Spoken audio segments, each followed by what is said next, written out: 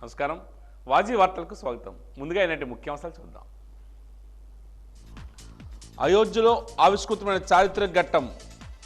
భవ్య మందిరంలో కొలువుదీరిన బాలరాముడు.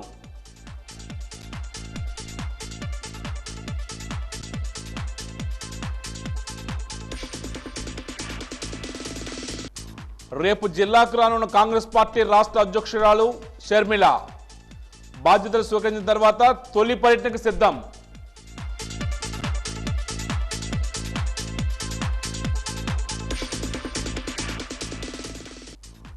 రేపు శంబర పోలమాంబ సిరిమానోత్సవం. సర్వం సిద్ధం చేసేమన్న ఎగ్జిక్యూటివ్ అధికారి సూర్యనారాయణ.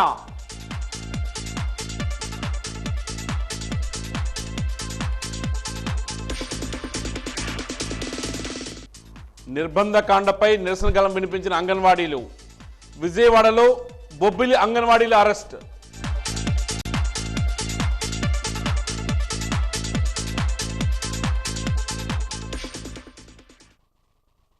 ఇక వివరాలకు వెళ్తే శతాబ్దాల స్వప్నం సాకారమైంది.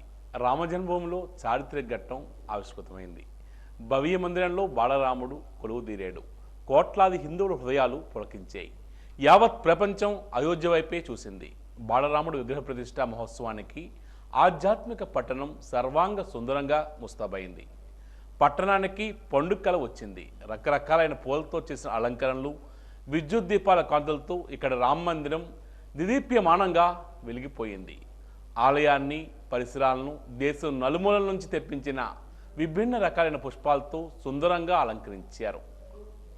వీటి నుంచి వెలువడుతున్న సువాసన భరితమైన పరిమళాలు ఆధ్యాత్మిక శోభను తీసుకువచ్చాయి. అడుగడుగున ఆధ్యాత్మిక వాతావరణం నెలకొని ఉంది. ఆలయానికి చేరుకునే దారులు, అయోధ్యాపురిలోని వీధులన్నీ రంగుల హరివిలను తలపించాయి. రామాయణ ఘట్టాలను వివరించేలా కుడ్య చిత్రాలు, విల్లు బాణంతో కూడిన శ్రీరామచంద్రుడి భారీ కటౌట్లు, సీతా సమేత రామలక్ష్మణుల చిత్రాలు కనువిందు చేశాయి. మరోవైపు లౌడ్ స్పీకర్లో రామనామం మారుమోగిపోయింది. ఎటు చూసినా రామజపం. ఎవరిని పలకరించినా జై శ్రీరామ్ నినాదమే వినిపించింది. ప్రధాని మోడీ ఆలయ ప్రారంభోత్సవానికి ముఖ్య అతిథిగా విచ్చేశారు. మధ్యాహ్నం 12:29 బాలరాముడి విగ్రహానికి ప్రాణ ప్రతిష్ఠ జరిగింది. 84 సెకండ్ల పాటు ప్రతిష్టా మహోత్సవం నిర్వహించారు. వేద మంత్రాలు, మంగళ వాయిద్యాల నడుమ భారత ప్రధాని మోడీ స్వామివారికి పట్టు వస్త్రాలు, పీతాంబరం, పాదుకులు, వెండి ఛత్రం సమర్పించారు. మొదటి హారతి సమర్పించారు. బాలరాముడి దర్శనంతో భారతవని పులకరించిపోయింది. ఎడమ చేతిలో విల్లు, కుడి చేతిలో బాణంతో బాలరాముడు దర్శనమిచ్చాడు. విగ్రహ ప్రాణ ప్రతిష్ఠ సమయంలో గగన వీధుల నుండి ఆలయంపై హెలికాప్టర్లతో పూల వర్షం కురిపించారు. ఈ ఉత్సవంలో దేశ విదేశాల్లోని ప్రముఖులు, స్వామీజీలు కలిసి మొత్తంగా సుమారు 7,000 మంది అతిథులు విచ్చేశారు. వివిధ రాష్ట్రాలకు చెందిన 14 జంటలు కర్తలుగా వ్యవహరించారు. ఇదే సమయంలో 25 రాష్ట్రాలకు చెందిన వాయిద్యకారులు 2 గంటల పాటు మంగళ వాయిద్యాలు మోగించారు.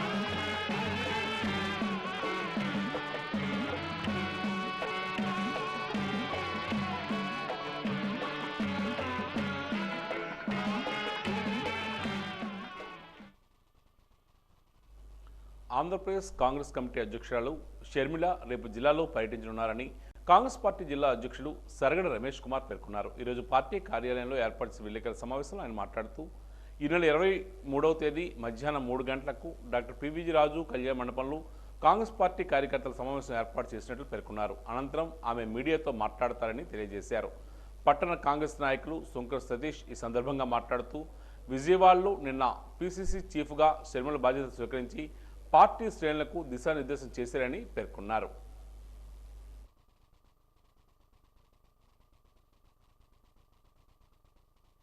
జిల్లాల పర్యటనలో భాగంగా రేపు మధ్యాహ్నం 3 గంటలకు విజయనగరం జిల్లా వస్తున్నారు. ఈ కార్యక్రమం తాలూకా ముఖ్య ఉద్దేశం ఏంటంటే ఇక్కడున్న క్యాడర్లతో వారి యొక్క క్యాడర్ ఉన్న పరిస్థితిని అంచనాలను గట్ట వేసుకుని ఒక అవగాహన తెచ్చుకోవడానికి ఈ జిల్లా పర్యటన జరుగుతుంది. ఈ కార్యక్రమం రేపు ఇచ్చాపురం ఏదైతే రాజశేఖర రెడ్డి గారు ఆ రోజు పాదయాత్ర చేసి ఇచ్చాపురంలో ముగించి అక్కడ పైలాన్ కట్టడం జరిగింది. అక్కడి నుంచి రేపు షర్మిల గారు ఈ కార్యక్రమానికి రూపకల్పన చేయడం జరుగుతుంది. అందులో భాగంగా ఉదయాన్న ఇచ్చాపురం వెళ్ళి మధ్యాహ్నం 3 గంటలకు విజయనగరం జిల్లా రావడం జరుగుతుంది. అందరికీ కూడా క్షత్రియ కళ్యాణ మండపంలో ఈ సమావేశం ఏర్పాటు చేయడం జరిగింది. కార్యకర్తలు నాయకులు కూడా ఈ కార్యక్రమంలో పెద్ద ఎత్తున పాల్గొంటారు. అదేవిధంగా ఇక్కడ జిల్లాలోని ఉన్న సమస్యల మీద కూడా రేపు తెలుసుకొని మాట్లాడే పరిస్థితి ఉంది. రాష్ట్ర ప్రభుత్వాలు ప్రజా వ్యతిరేక విధానాల గురించి కూడా ఆవిడ మాట్లాడడం పూర్తిగా చాలా స్పష్టంగా వివరించారు. ఈ రాష్ట్రంలో జగన్మోహన్ రెడ్డి గారు ఏమనుకుని ప్రజల్లోకి వచ్చారు, ఇంతవరకు ఎందుకు విఫలమయ్యారు, అలాగే నరేంద్ర మోడీ ప్రజలకి ఎన్నో ఆశలు చూపించి ఎన్నో మేనిఫెస్టోలు పెట్టి ఎలక్షన్లో దానికి ప్రజల్ని వాళ్ళ వైపు తిప్పుకునే పరిస్థితిగా కేంద్రంలో 2 పర్యాయాలు రావడం జరిగింది. ఒక మాట 2 కోట్ల ఉద్యోగాలు ప్రతి సంవత్సరం ఇస్తామన్నారు. మరి 10 సంవత్సరాల్లో 2 కోట్ల ఉద్యోగాలు ఒక సంవత్సరానికి అయితే 10 ఏళ్ళలో 20 కోట్ల ఉద్యోగాలు ఈ దేశం మొత్తం మీద రావాలి. 20 కోట్లు కాదు కదా, 2 లక్షల ఉద్యోగాలు కూడా ఈ దేశంలో ఎవరు కూడా నిరుద్యోగులు చేయలేని పరిస్థితి. ఇలాంటివన్నీ చెప్పుకుంటూ పోతే ఎన్ని విషయాలు ఉన్నాయి. మేము ప్రజల వద్దకి ఎన్నో తాలూకు సమస్యలన్నీ కూడా తీసుకెళ్ళి దిశానిర్దేశం ఆవిడ ఏర్పాటు చేస్తే ఎన్నికల్లో మేము స్వయంగా కాంగ్రెస్ పార్టీ 175 నియోజకవర్గాల్లోనూ 25 పార్లమెంటులు పోటీ చేస్తారని ఆమె తెలియజేశారు. ఏపీ సీఎం జగన్మోహన్ రెడ్డి అనేక విధాలుగా పరిపాలనలో విఫలమయ్యారని తెలుగుదేశం పార్టీ విజయనగరం పార్లమెంట్ నియోజకవర్గం అధ్యక్షుడు కిమిడి నాగార్జున ఆరోపించారు. ఈరోజు ఏర్పాటు చేసిన విలేకరుల సమావేశంలో ఆయన మాట్లాడుతూ ముఖ్యమంత్రిగా సీఎం జగన్ ఏమి సాధించారని ప్రశ్నించారు. ఆయన హయాంలో ఉపాధి అవకాశాలు కల్పించలేకపోయారని పేర్కొన్నారు. 4 సంవత్సరాల 9 నెలల పరిపాలనలో రాష్ట్రానికి ఏమీ చేయలేదని, అబద్ధపు హామీలతో అన్ని వర్గాల వారిని మోసం చేశారని ఆరోపించారు. రోజున అంగన్వాడీ వర్కర్లు ఎన్నో నెలల నుంచి కూడా రోడ్డు మీదకి వచ్చి పోరాటం చేస్తూ ఉంటే వాళ్ళ హక్కుల కోసం మీరు కనీసం వాళ్ళకి న్యాయం చేయగలిగారా? కానీ సీఎం అవ్వక ముందు ఏవేవో చేస్తానని చెప్పి ప్రగల్భాలు మీరు పలికారు. మీరు అన్ని రకాలుగా విఫలమయ్యారు. అన్ని వర్గాల ప్రజలు కూడా మిమ్మల్ని చీకొడతా ఉన్నారు. తెలుగుదేశం పార్టీ తరపు నుంచి మేము ప్రజలందరికీ కూడా కొన్ని హామీలు ఇస్తా ఉన్నాం. ప్రతి తల్లికి కూడా ఎంతమంది పిల్లలు ఉంటే అంతమందికి 15,000 రూపాయలు పిల్లలు చొప్పున ఇస్తాం. అదే రకంగా ప్రతి రైతుకి కూడా సంవత్సరానికి 20,000 రూపాయలు ఇస్తాం. యువత అందరికీ కూడా నిరుద్యోగులు ఎవరైనా ఉన్నారంటే నిరుద్యోగ వృత్తి కింద 3,000 రూపాయలు నెలకిస్తాం. అదే రకంగా చంద్రబాబు నాయుడు గారు ఈ రాష్ట్రాన్ని అభివృద్ధి చేసి యువత అందరికీ కూడా 20 లక్షల ఉద్యోగాలు రూపకల్పన చేస్తామన్న మాట కూడా ఇస్తున్నారు. ప్రతి మహిళకి అనగా 18 సంవత్సరాల నుంచి 60 సంవత్సరాల మధ్యలో ఉన్న వాళ్ళందరికీ కూడా 1,500 రూపాయలు ప్రతి నెల ఇస్తామని కూడా చంద్రబాబు నాయుడు గారు చెప్తున్నారు. ఇంటింటికి కూడా తాగునీటి కొలాయి అనేది ఇస్తామని కూడా చంద్రబాబు నాయుడు గారు చెప్తున్నారు. జగన్మోహన్ రెడ్డి గారి హయాంలో ఎస్సీ ఎస్టీ బీసీ సప్లాన్ నిధులు కూడా దోచేసిన వాళ్ళందరికీ కూడా అన్యాయం చేశారు. చంద్రబాబు నాయుడు గారు వచ్చిన తర్వాత ఈ రక్షణ చట్టాలతో పాటు ఈ సప్లాన్ నిధులు ఏవైతే ఉన్నాయో ఆ వర్గాల ప్రజలందరికీ కూడా న్యాయంగా ఖర్చు చేస్తామన్న హామీ ఇస్తున్నారు. ప్రజలందరూ కూడా దీన్ని గమనించాలి. ఒక అవకాశం జగన్మోహన్ రెడ్డి గారికి ఇచ్చిన మాట వాస్తవం, కానీ ఆయన హయాంలో మన రాష్ట్రం సర్వనాశనం అయిపోయింది. చంద్రబాబు నాయుడు గారు మళ్ళీ ముఖ్యమంత్రి అవ్వాల్సిన అవసరం ఈ రాష్ట్రానికి ఎంతైనా ఉంది. ఉత్తరాంధ్రలో ఎలవేలుపు భక్తుల ఆరాధ్య దైవం, కోరిన కోరికలు తీర్చే కల్పవలిగా ప్రసిద్ధిగాంచిన శంబర పోలమాంబ అమ్మవారి సిరిమాన ఉత్సవం రేపు జరగనుంది. జాతరకు ఇతర జిల్లాలతో పాటు ఒడిశా, ఛత్తీస్గఢ్ రాష్ట్రాలతో పాటు జిల్లా నలుమూల నుంచి లక్షలాది మంది భక్తులు అమ్మవారిని దర్శించుకునేందుకు రానున్నారు. జాతరకు వచ్చే భక్తులకు ఎటువంటి ఇబ్బందులు కలగకుండా పార్తిపురం ఏఎస్పీ సునీల్ సోరెన్ పర్యవేక్షణలో జాతర ఏర్పాట్లు చేశారు. ఆలయ EO VV Suryanarayana, DLPO B Satyanarayana, CI Dhanunjayarao, SI Narasimhamurthy జాతర ఏర్పాట్లు పరిశీలించారు. శంబర పొలమాంబ అమ్మవారి జాతరను డ్రోన్ సహాయంతో స్టాట్యూ కెమెరాలతో ఒకే కంట్రోల్ రూమ్ నుంచి మానిటరింగ్ చేయడానికి సీసీ కెమెరాలు కూడా ఏర్పాటు చేశారు. జాతరలో ఏఎస్పీతో పాటు 4 డిఎస్పీలు, 15 మంది సిఐలు, 40 మంది ఎస్ఐలు, ఏఎస్ఐలు, హెడ్ కానిస్టేబుళ్లు, హోంగార్డులు, armed force, clues team, crime party, rope party, police మిత్ర, మహిళా పోలీసులతో సుమారు 700 మంది పోలీసు బందోబస్తు ఏర్పాటు చేశారు. వనంగుడి వద్ద నుంచి పోలీస్ సహాయ కేంద్రం ఏర్పాటు చేశారు. భక్తులకు ప్రసాదాన్ని అందించేందుకు ఆలయ ఈవో వివి సూర్యనారాయణ ఆధ్వర్యంలో జాతరలో 30,000 లడ్డూ ప్రసాదాన్ని తయారు చేశారు. మిగిలిన 9 వారాలకు మరో 40,000 లడ్డూ తయారు చేయనున్నారు. భక్తులకు అవసరమైన మేరకు పులిహార ప్రసాదాన్ని కూడా తయారు చేశారు. దేవాదాయ శాఖ సిబ్బంది 100 మంది విధులు నిర్వహిస్తున్నారు. ప్రసాదాల కౌంటర్లో వనంగుడి వద్ద 1, చదురుగుడి ఆలయ సమీపంలో 2, వైఎస్ఆర్ విగ్రహం వద్ద 1 ఏర్పాటు చేశారు. వనంగుడి వద్ద ప్రధాన ఆలయం వెనుక ఉచిత దర్శనం, ప్రత్యేక దర్శనం, శీఘ్ర దర్శనం, క్యూ లైన్లు కూడా ఏర్పాటు చేశారు. తాగునీటికి ఇబ్బంది లేకుండా సాలూరు, బొబ్బిలి, పార్వతీపురం మున్సిపాలిటీల నుంచి 3 తాగునీటి ట్యాంకర్లను తీసుకొచ్చారు. తాత్కాలిక మరుగుదొడ్లు, దుస్తుల మార్పిడి గదులను కూడా ఏర్పాటు చేశారు.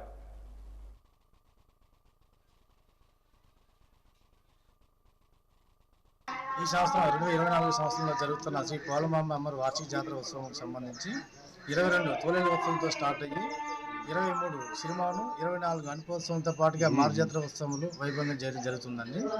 దాంతోపాటుగా మిగతా 8 వారాలకు కూడా మంగళవారాలకు కూడా వచ్చే అవకాశం ఉన్న జనం వచ్చే అవకాశం ఉన్నందున దానికి కూడా తగు ఏర్పాట్లు చేస్తున్నాం. ఈ యొక్క సిరిమానోత్సవం మొదటి రోజు అయిన సిరిమానోత్సవంకు లక్షలాది మంది జనం వచ్చే అవకాశం ఉన్నందున దీనికి సంబంధించి ప్రత్యేక క్యూ లైన్స్, ఉచిత దర్శనంతో పాటుగా ప్రత్యేక దర్శనం, శీఘ్ర దర్శనం టికెట్ దర్శనం క్యూ లైన్స్ కూడా ఏర్పాటు చేయడం జరిగింది. ఈ క్యూ లైన్స్లో వచ్చే భక్తులందరికీ కూడా మంచినీటి సదుపాయం, చంటి పిల్లలకి పాలు, అలాగే ఉచిత ప్రసాదాలు, అలాగే భక్తులకు కూడాను పులిహార, లడ్డు ప్రసాదం కూడా విక్రయం కూడా జరుగుతుందండి. ఈ ఉత్సవాలకు వచ్చే భక్తులందరికీ కూడా ఎటువంటి అసౌకర్యం కలగకుండా పోలీస్ శాఖ నుండి ప్రత్యేక బందోబస్తు, అలాగే ఆర్టీసీ వారి ద్వారా ప్రత్యేక బస్సులు, మెడికల్ క్యాంపులు, వైద్య ఆరోగ్య మెడికల్ క్యాంపులు, అలాగే ఇతర అన్ని సదుపాయాలు కూడా చేయడం జరుగుతుందండి. ఇక్కడికి వచ్చే భక్తులందరూ కూడా ఎటువంటి ఇబ్బందులు కలగకుండా సజావుగా అమ్మవారి దర్శనం చేసుకునే వీలుండే విధంగా ఈ యొక్క ఏర్పాటు చేయడం జరిగిందండి. ఈ ఉత్సవాలకు సంబంధించి లడ్డూలు కూడా సుమారుగా 70,000 లడ్డూలను అందుబాటులో ఉంచడం జరిగిందండి ఉత్సవాలకి. తమ న్యాయమైన కోరికలు తీర్చాలని 6 వారాలుగా అన్ని పనులు మానుకొని ఉద్యమిస్తున్న అంగన్వాడీలు బొబ్బిల్ నుంచి విజయవాడ తరలి వెళ్లారు. ఈ నేపథ్యంలో వారిని విజయవాడలో పోలీసులు అరెస్ట్ చేశారు. అంగన్వాడీలపై ప్రభుత్వ నిర్బంధం తీవ్రతరం అవుతుంది. రాష్ట్ర వ్యాప్తంగా అన్ని జిల్లాల్లోనూ వారిని విధుల నుంచి తొలగిస్తున్నట్లు కలెక్టర్లు ప్రకటన చేశారు. 25వ తేదీన కొత్త నియామకాలకు నోటిఫికేషన్ ఇస్తామని పేర్కొన్నారు. జగనన్నకు చెబుతాం కార్యక్రమానికి రానివ్వకుండా రాష్ట్ర వ్యాప్తంగా అడ్డుకుంటున్నారు. విజయవాడను పోలీసులు దిగ్బంధించారు. ఎక్కడికెక్కడ అరెస్ట్ చేసి పోలీస్ స్టేషన్కు తరలిస్తున్నారు.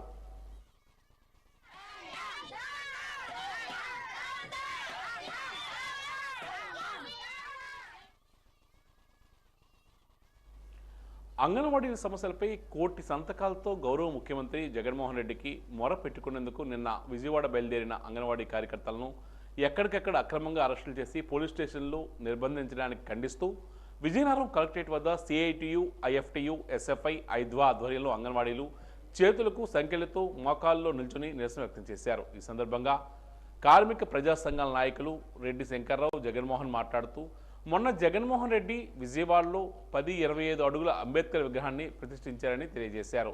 ఈరోజు ప్రధానమంత్రి అయోధ్యలో రాముని విగ్రహాన్ని ప్రాణ ప్రతిష్ఠ చేస్తున్నారని తెలియజేశారు. భూదేవి లాంటి సహనంతో 42 రోజులుగా సమ్మె చేస్తున్న అంగన్వాడీ మహిళలను మాత్రం అత్యంత దుర్మార్గంగా విజయవాడ వెళ్ళనివ్వకుండా నిర్బంధించడాన్ని తీవ్రంగా ఖండిస్తున్నామని తెలియజేశారు. మరోవైపు జిల్లా కలెక్టర్ 9 గంటల్లోపు విధులకు హాజరు కాకపోతే తొలగిస్తామని ప్రకటించడం దుర్మార్గమని, వెంటనే ఉత్తర్వులు వెనక్కి తీసుకోవాలని విజ్ఞప్తి చేశారు. రాష్ట్ర వ్యాప్తంగా 42 రోజులుగా అంగన్వాడీ వర్కర్స్ అండ్ హెల్పర్స్ 1,05,000 మంది న్యాయం కోసం, చట్టం కోసం, చట్ట ప్రకారంగా వేతనం కోసం పోరాడుతుంటే చట్ట ప్రకారంగా వేతనం ఇవ్వాల్సిన ప్రభుత్వం ఇవ్వకుండా మోసం చేసి ఇప్పుడేమో విజయవాడ వెళ్ళి కోటి సంతకాలతో జగనన్నకి చెప్పుకుందామంటే చెప్పనివ్వకుండా అడ్డుకొని ఎక్కడికక్కడ బస్సుల్ని వెనక్కి పంపించి అరెస్ట్ చేసి పోలీస్ స్టేషన్లో పెట్టి నిర్బంధించడాన్ని సిఐటియుగా ప్రజా సంఘాలుగా తీవ్రంగా ఖండిస్తున్నాం. తక్షణమే ఈ నిర్బంధం ఆపి న్యాయమైన సమ్మెని జీతం పెంచి విరమింప చేయాలని, లేకపోతే రాష్ట్ర బంధుకు కూడా సిద్ధం అవుతామని చెప్పి హెచ్చరిక చేస్తూ ఉన్నాం. అదేవిధంగా గజపతి నగరంలో కూడా అంగన్వాడీలు పెద్ద ఎత్తున నిరసన కార్యక్రమాలు చేపట్టారు. 42వ రోజు సమ్మె సందర్భంగా సమ్మె విచ్ఛిన్నానికి ప్రభుత్వం చేసిన దుర్మార్గానికి వ్యతిరేకంగా స్థానిక ఆర్టీసీ కాంప్లెక్స్ నుంచి 4 రోడ్ల జంక్షన్ వరకు ప్రదర్శనగా వచ్చి రాస్తారోకో నిర్వహించారు. ప్రభుత్వం మొండిగా ఉండి అంగన్వాడీలకు తీవ్రమైన అన్యాయం చేస్తుందని ఆగ్రహాన్ని వ్యక్తం చేస్తున్నారు. ఎట్టి పరిస్థితుల్లో కూడా తమ న్యాయమైన పోరాటం ఆపేది లేదని అంగన్వాడీ నాయకులు స్పష్టం చేశారు.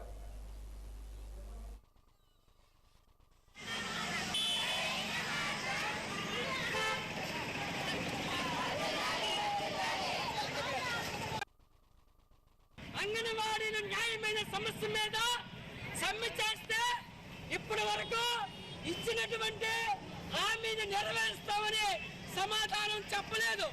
అలాగే 3 సార్లు చర్చలకు పిలిచి అవమానించి బెదిరించి అదిరించి ఈరోజు అంగన్వాడీలందరికీ కూడా నోటీసులు ఇస్తాం అని చెప్పి బెదిరించే కార్యక్రమానికి పూనుకుంది. మిమ్మల్ని టెంప్లెట్ చేస్తామని ఈరోజు కలెక్టర్లతో స్టేట్మెంట్లు ఇప్పించింది. ఈరోజు మధ్యాహ్నం 2 గంటలకి చర్చలకు పిలిచింది.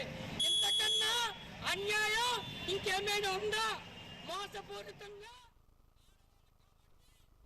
చారిత్రాత్మకమైన శ్రీరామ జన్మభూమి అయిన అయోధ్యలో 500 సంవత్సరాల తర్వాత శ్రీరామ మందిర నిర్మాణం మరియు శ్రీ బాలరాముడు ప్రాణ ప్రతిష్ఠ జరగడం యావత్ భారతావన్ని పండుగ జరుపుకుంది. ఈ సందర్భంగా బొబ్బిలి టౌన్లో గల ఆంజనేయ స్వామి ఆలయం దగ్గర జనసేన పార్టీ ఆధ్వర్యంలో శ్రీరాముల వారి జెండాలు మరియు పులిహార ప్రసాదం పంపిణీ చేశారు.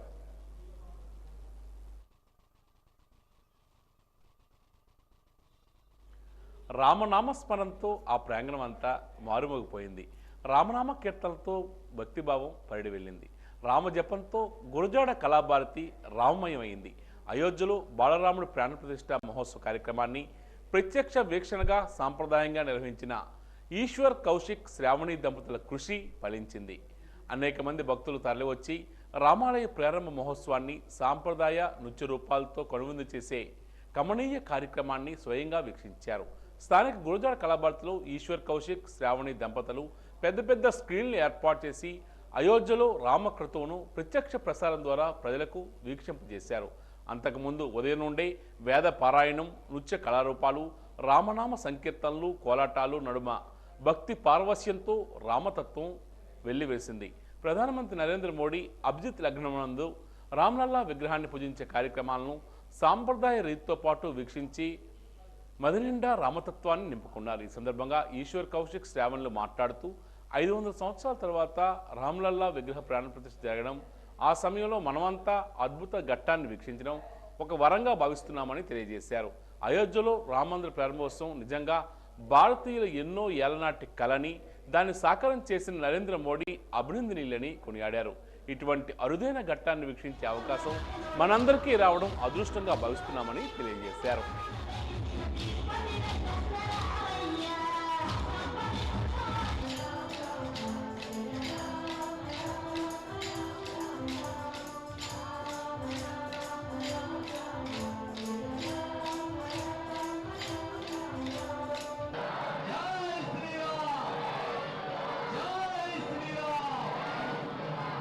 ఈరోజు మన దేశంలోని అయోధ్యలోని రాముడు వారి యొక్క ఆలయం బాలరాముడి యొక్క విగ్రహం ప్రాణప్రతిష్ఠ చేయడం అనేది చాలా సంతోషంగా ఉన్నది. ఈ సంతోషాన్ని వ్యక్తపరుస్తూ దేశవ్యాప్తంగా కూడా అన్ని చోట్ల కూడా ఒక పండగ వాతావరణం అంటే నెలకొందని చెప్పేసి మనందరికీ కూడా తెలిసిన విషయమే. అందులో భాగంగానే రాముడు పాదాల యొక్క చక్కటి చల్లని చూపుతోటి మన విజయనగరం జిల్లా అంతా కూడా ఎల్లవేళ్ళ కూడా సిరివెళ్తూ ఉంటుంది. అందులో భాగంగానే మనకి సమీపంలో ఉన్న రామ తీర్థాలు కానీ లేకపోతే రామనారాయణ కోవిలు కానీ ఇవన్నీ కూడా మన జిల్లాలో ఉన్నప్పటికీ ఆ రాముడి యొక్క చల్లని చూపులు మన జిల్లా పైన ఎల్లప్పటికీ ఇలాగే ఉండాలన్న ఒక ఆలోచనతో ఈ పండగ వాతావరణం అని చెప్పేసినంటే కుటుంబ సభ్యులు, స్నేహితులు, బంధుమిత్రులు అందరితో పాటు కలిపి సెలబ్రేట్ చేసుకునే ఒక కార్యక్రమంగా భావించి మన స్థానిక శాసనసభ్యులు గౌరవనీయులు కోలగట్ల వీరభద్రస్వామి గారు ఆయన యొక్క సలహా సూచనల మేరకు ఈరోజు నగరంలోని ప్రతి ఒక్కరికి కూడా ఈ యొక్క కార్యక్రమం చక్కగా తిలకించే విధంగా మన గురజాడ ఓపెన్ ఎయిర్ ఆడిటోరియంలోని ఈ బాలరాముడి యొక్క ప్రాణప్రతిష్ఠని చక్కగా LED స్క్రీన్ పెట్టి అందరికీ కూడా చక్కటి దర్శనాన్ని ప్రసాదించి దాంతోపాటు అనేక సాంస్కృతిక కార్యక్రమాలన్నీ కూడా ఇక్కడ చేసి అందులో భాగంగానే వచ్చిన ప్రతి ఒక్కరికి కూడా అన్నప్రసాదం కూడా ఇవ్వడం జరిగింది. రోజు బాలరాముడి యొక్క విగ్రహ ఆవిష్కరణ అయోధ్యలోని ప్రతి ఒక్కరి ఇంటికి కూడా చేర్చాలి అన్న ఒక ఉద్దేశంతో అందరూ కూడా కలిసికట్టుగా పెద్దవాళ్ళని ఇక్కడికి ఇన్వైట్ చేస్తూ ఈ కార్యక్రమం గురజాడ ఓపెన్ గ్రౌండ్స్లోని చేయడం జరుగుతుంది. ఈరోజు చాలా భారీ ఎత్తున భక్తులందరూ కూడా ఇక్కడికి తరలి వచ్చారు. నాదస్వరం కానీ, వేద పారాయణం కానీ, సంగీతము, నృత్యాలు ఇట్లా వివిధ కార్యక్రమాలతో, వ్యాఖ్యానం కానీ ఇక్కడ వివిధ కార్యక్రమాలతో ఈరోజు అంగరంగ వైభవంగా ఈ కార్యక్రమం చేపట్టడం జరిగింది. అయితే దేశవ్యాప్తంగా కూడా శ్రీరాముడు మళ్ళీ కూడా ఎక్కడెక్కడ సంచరిస్తున్నప్పటికీ కూడా ఈరోజు మన దేశంలో జరుగుతున్న ఈ కార్యక్రమాలను చూసి ఖచ్చితంగా కూడా రాముడి వారే మళ్ళీ తన పుట్టింటికి చేరే పరిస్థితిలో ఈరోజు అంగరంగ వైభవంగా ఈ కార్యక్రమం చేపట్టడం జరుగుతుంది. సో ఆ రాముడి యొక్క ఆశీస్సులు ప్రతి ఒక్కరిపైన ఉండాలని, దేవుడి యొక్క ఆశీస్సులు యావత్ రాష్ట్రం పైన కూడా ఉండాలని, ప్రతి ఒక్కరు కూడా ఆనందాలు సుఖ సంతోషాలతో కూడా వర్ధిల్లాలని మనస్ఫూర్తిగా కోరుకుంటూ జై శ్రీరామ్.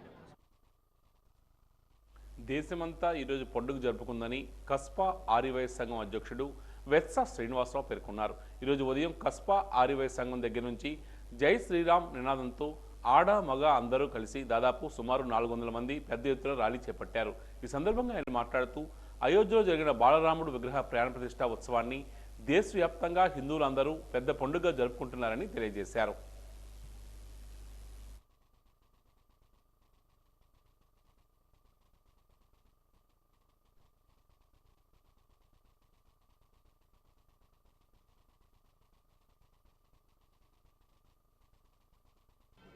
ఎన్నో పండుగలు వస్తూ ఉంటాయి, పోతూ ఉంటాయి.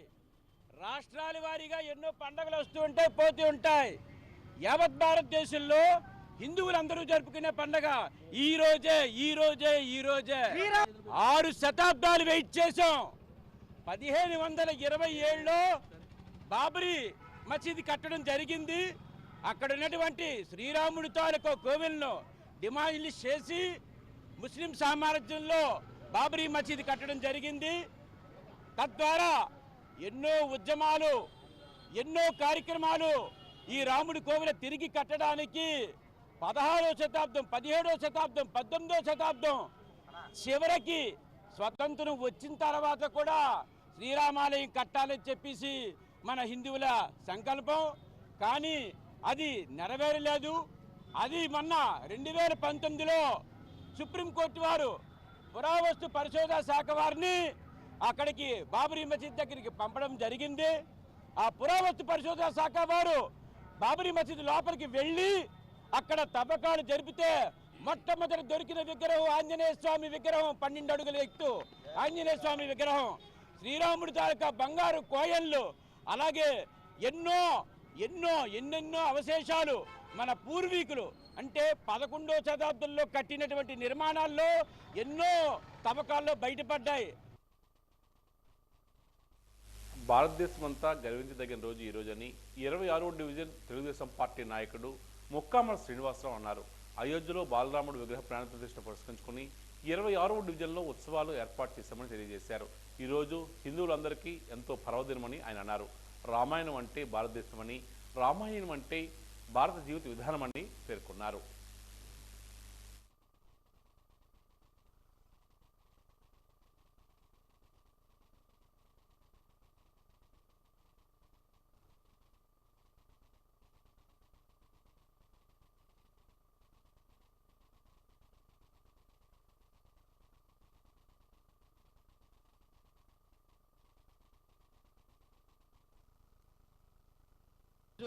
అయోధ్య నగరంలో నూతనంగా విగ్రహ ప్రాణ ప్రతిష్ఠ జరుగుతుంది. ఆ మహోత్సవాన్ని పురస్కరించుకొని మా 26వ డివిజన్లో మేము మా అందరం కలిపి రామభక్తులు అందరం కలిపి ఈ కార్యక్రమం చేయడం జరిగింది. సీతారాముల వారి ఆశీస్సులు మనందరికీ ఉండాలని కోరుకుంటూ, అలాగే ఇవాళ భారతదేశం మొత్తం గర్వించదగిన రోజు. ప్రపంచంలో హిందువులంతా కూడా ఈరోజు ఈ పురస్కారాన్ని, పర్వదినాన్ని పురస్కరించి ఎంతో గర్వపడుతున్నాం. రామాయణం అంటేనే భారతదేశం, రామాయణం అంటేనే భారత జీవన విధానం, రామాయణం అంటేనే హిందూ ధర్మం.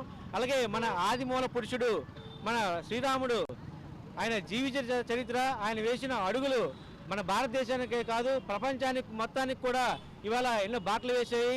అలాగే సంస్కృతి, సాంప్రదాయం, జీవన విధానం, కుటుంబ వ్యవస్థ, అలాగే పితృవాక్ పరిపాలన ఇలాంటివన్నీ కూడా ఎన్నో ఆచరించి చూపించి ప్రపంచానికి ఒక బాటలు వేసిన ఆ పరంధాముడు శ్రీరామచంద్రుడు.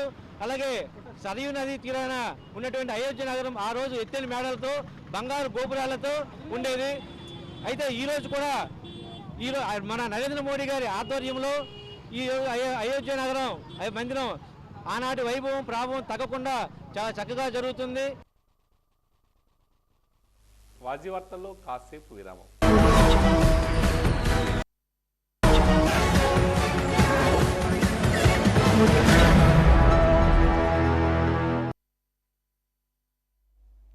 అయోధ్యలో బాలరాముడు విగ్రహ ప్రాణ ప్రతిష్ఠ పురస్కరించుకుని స్థానిక ఎన్సిఎస్ థియేటర్లో వేడుకలు నిర్వహించారు. ఈ సందర్భంగా థియేటర్ మేనేజర్ శ్రీనివాస్ మాట్లాడుతూ తమ థియేటర్లో ప్రదర్శిస్తున్న హనుమాన్ సినిమాను చూసేందుకు వచ్చిన ప్రేక్షకులకు అన్న ప్రసాద వితరణ చేశామని తెలియజేశారు.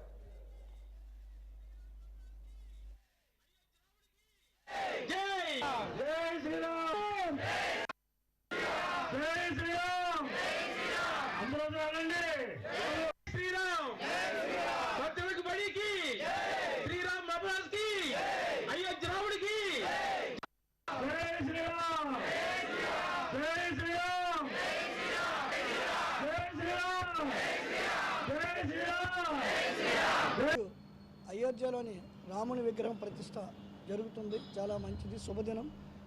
అలాగే మా థియేటర్లో హనుమాన్ సినిమా ప్రదర్శిస్తున్నాం. దాని సందర్భంగా ఈరోజు ఇక్కడ పూజల కార్యక్రమాలు నిర్వహించి వచ్చినటువంటి ప్రేక్షకులకి ప్రసాద వితరణ చేస్తున్నాం. అలాగే అక్కడ అయోధ్యలోని రామమందిర విగ్రహం ప్రతిష్ఠ చేసిన సందర్భంగా భక్తులందరికీ శుభాకాంక్షలు తెలియపరుస్తున్నాం. జై శ్రీరామ్. అయోధ్యలో శ్రీరాముని విగ్రహ ప్రతిష్ఠ జరుగుతున్న నేపథ్యంలో నగరంలోని కంటోన్మెంట్ అరుంధతి నగర్ వెంకటేశ్వర స్వామి కోవిల్లో రామనామ సంకీర్తన కార్యక్రమాన్ని అత్యంత వైభవపేతంగా నిర్వహించారు. రామనామంతో ఆలయ ప్రాంగణం ఆధ్యాత్మిక వాతావరణం నెలకొంది. శ్రీరాముని పాటలను భక్తులు ఆలపించి వారి భక్తిని చాటుకున్నారు. రామనామ సంకీర్తనతో సందడి వాతావరణం నెలకొంది. కంటోన్మెంట్ కాంబో వీధిలో శ్రీరాముని ఆలయంలో ప్రత్యేక పూజలు నిర్వహించారు. శ్రీరామ కండువాలను ధరించి వారి భక్తిని చాటుకున్నారు. ఈ కార్యక్రమంలో వాజీ కేబుల్ ఆపరేటర్ రాజు తదితరులు పాల్గొన్నారు.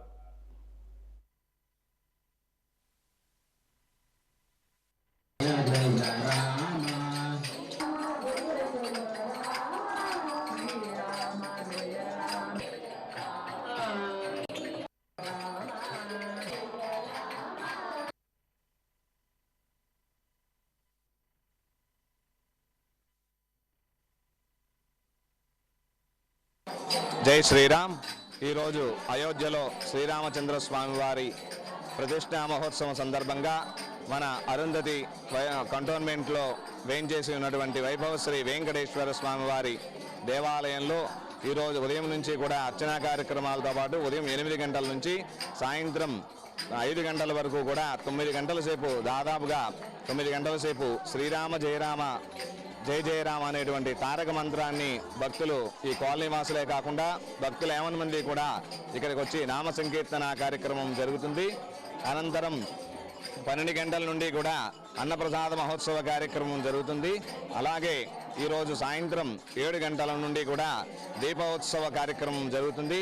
ఈ యొక్క వైభవశ్రీ వెంకటేశ్వర స్వామి వారి ఆలయంలో ప్రతిరోజు అర్చనా కార్యక్రమాలతో పాటు సాయంత్రం పంచహారతి మహోత్సవ కార్యక్రమం, ప్రతి రెండో ఏకాదశికి స్వామివారి కళ్యాణ మహోత్సవ కార్యక్రమం, శ్రవణ నక్షత్రం రోజు స్వామివారికి అభిషేక మహోత్సవ కార్యక్రమం, అభిషేక కార్యక్రమానికి ముందు రోజు పూలంగి సేవ మహోత్సవ కార్యక్రమాలు ఈ యొక్క వైభవశ్రీ వెంకటేశ్వర స్వామి వారి ఆలయం అరుంధతి నగర్ కంటోన్మెంట్లో జరుగుతాయి. కావున భక్తులు 50 మంది కూడా విచ్చేసి ఈ యొక్క కార్యక్రమాల్లో పాల్గొని స్వామివారి అనుగ్రహాన్ని పొందగలరు. జై శ్రీరామ్. అయోధ్యలో బాలరాముడు ప్రాణ ప్రతిష్ఠ జరిగిన నేపథ్యంలో విజయనగరం తిరుమల తిరుపతి దేవస్థానం దేవాలయంలో రామనామ సంకీర్తనతో భజన కార్యక్రమాలు నిర్వహించారు. ఈ సందర్భంగా రాళ్లపల్లి రామసుబ్బారావు మాట్లాడుతూ 1500 సంవత్సరాలకు పూర్వం ధ్వంసం అయిపోయిన అయోధ్యలో రామమందిరాన్ని తిరిగి నిర్మాణం చేసి బాలరాముడు విగ్రహాన్ని ప్రతిష్ఠ చేయడం భారతీయులందరికీ సంతోషదాయకమని పేర్కొన్నారు.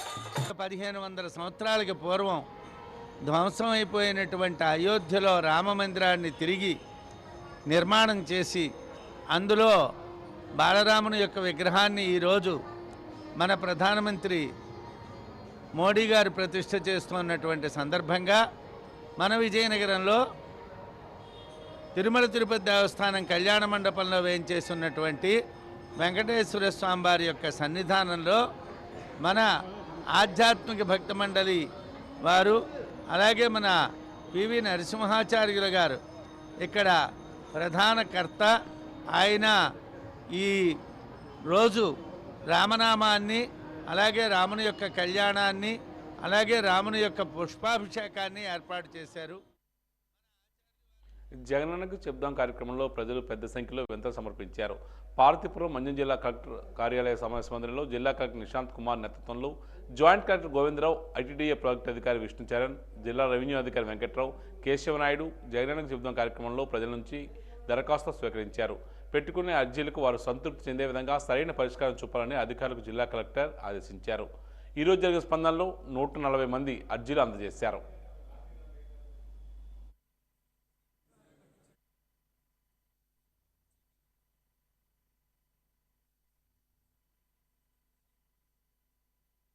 అదేవిధంగా జగనన్నకు చెప్దాంలో ప్రజల నుంచి వివిధ ప్రభుత్వ శాఖలకు వచ్చే వింతలను సకాలంలో ప్రజలు సంతృప్తి చెందే రీతిలో పరీక్షించాలని జిల్లా రెవెన్యూ అధికారి అనిత జిల్లా అధికారులకు సూచించారు.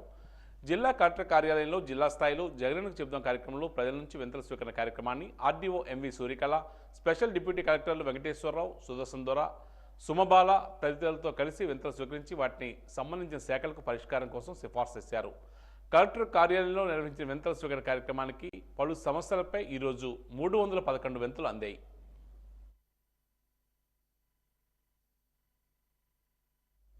పార్వతీపురం మంజం జిల్లా కురుపాలను కుక్కలు తరుముతున్నాయి. పిచ్చి కుక్కలు స్వైర విహారం చేస్తున్నాయి. మరిన్ని వివరాలకు వెళ్తే కురుపాం మండలం జొంగరపాడు, తోటగూడ గ్రామాల్లో పిచ్చి కుక్క స్వైర విహారం చేసింది. పొట్టకూటి కోసం వెళ్తున్న ఉపాధి కూలీలకు కుక్క కాటు వేసింది.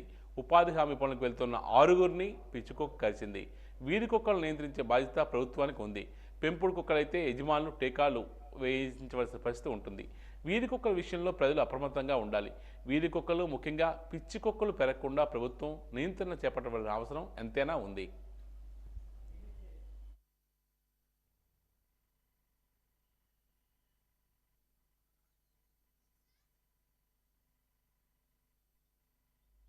ఇక ఈనాటి వాజీ వార్తలు ముగించే ముందు ముఖ్యాంశాలు మరోసారి.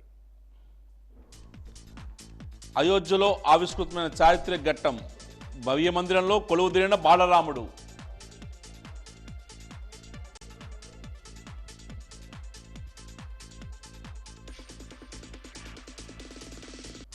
రేపు జిల్లాకు రానున్న కాంగ్రెస్ పార్టీ రాష్ట్ర అధ్యక్షురాలు షర్మిల బాధ్యతలు స్వీకరించిన తర్వాత తొలి పర్యటనకు సిద్ధం.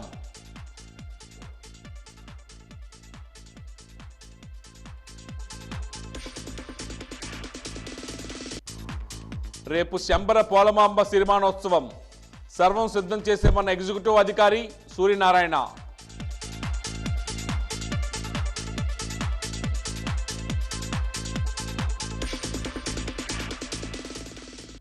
నిర్బంధకాండపై నిరసన గళం వినిపించిన అంగన్వాడీలు, విజయవాడలో బొబ్బిలి అంగన్వాడీల అరెస్ట్.